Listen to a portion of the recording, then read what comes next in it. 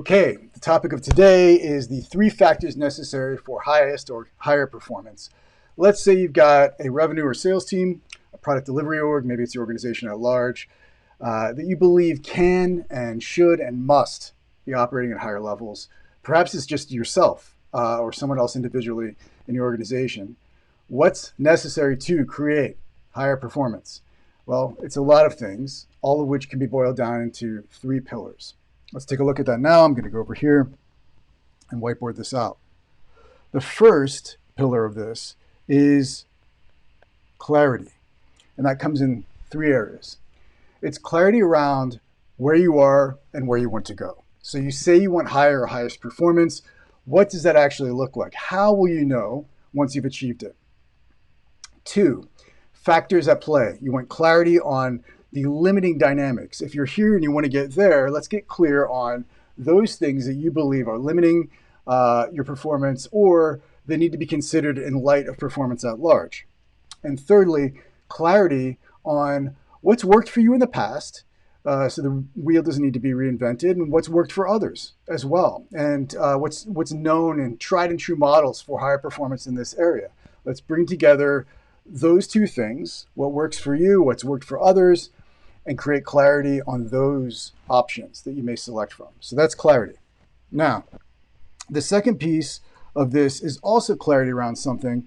We're going to call it emotion. I know for a lot of executives or high performers, this can be tough, so we can call it personal investment if that works for you. Essentially, this is the why and the why now that fuels all of the effort required to perform at higher levels. This can be inspiration, a reward that you've just got to have, and there's a limited time window to capture that. There's some compelling event that you must act now. It could be values that you have that, for you to honor them and to really carry them and live them out, you have to step things up. There must be something that motivates the why now, not just the why, and that can often be a threat of some sort. A critical event that makes the pain of staying where you are and not achieving higher levels of performance worse and more burdensome than the effort required to create the change in the higher performance. So if you want to get your sales team, whatever part of your organization it is, to operate at higher levels, ask yourself, is there sufficient emotional investment or personal investment? Do all parties in this organization or team have a why and a why now that's sufficient enough to create the change? How do you know? Different parts of your organization have different motivators. So what is the why and the why now for each of those parts? All right, so that's emotion. Lastly, crucial, systems. Systems come into play on 2 fronts. Systems at play, systems for improvement. Systems at play, think about it like this. All of business, individual performance, all of life is a complexity of interconnected factors. And for this reason, there is no silver bullet, there is no panacea solution. You must accept this and find ways to optimize the system at large, not just bring in a silver bullet. Secondly, there are systems for improvement.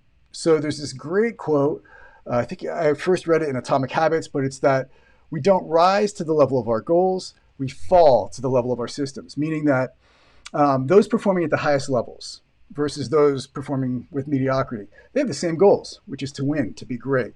No one, or rarely is anybody like, meh, mediocrity is my goal. The difference between high performance and everything else comes from what you do repeatedly, and only systems create consistent and sustained improvement. So there you have it.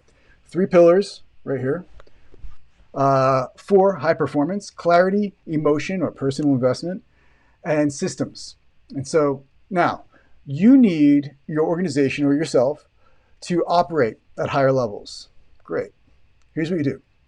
Grade yourself in each of these areas on a level of 1 to 5. How clear are you? How much emotional investment is there? What level of systems do you have that you're optimizing? How much you're optimizing systems or bringing in new systems to sustain performance? So score each of these areas on a 1 to 5. You'll get a pretty good picture of where you're at. And if you need help creating a playbook on how to improve the scores in each of these areas, which to start with first, then give me a shout. I'm sort of a chief performance officer for businesses and executives. So we'll have a discovery chat, map out a plan by which we can take you through the necessary steps for highest performance. I hope this was helpful. If it was, like it, share it with somebody that you think would be helpful with. Follow me so you get the notification about the next post, which is likely about the systems pillar right here. But until then, thanks for watching, and I wish you the best in your efforts to become the most effective executive you can be. Cheers.